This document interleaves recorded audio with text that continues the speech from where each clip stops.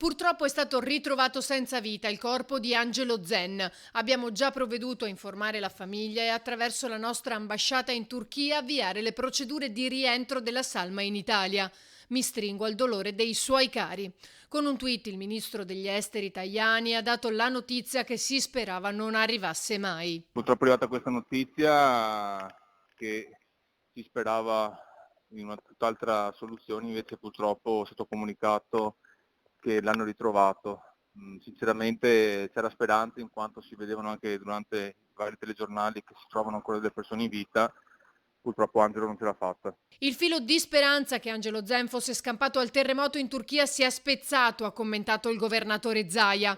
Esprimo alla sua famiglia e a tutti coloro che gli hanno voluto bene il più profondo cordoglio del Veneto e mio personale.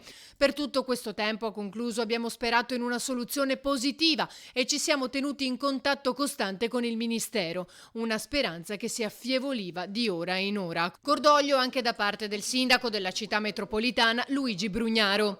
Zen, 60 anni, era un tecnico industriale specializzato in macchinari per l'oreficeria e si trovava in Turchia per lavoro. Alloggiava nell'hotel situato dove si è verificato l'epicentro del sisma e che è andato completamente distrutto.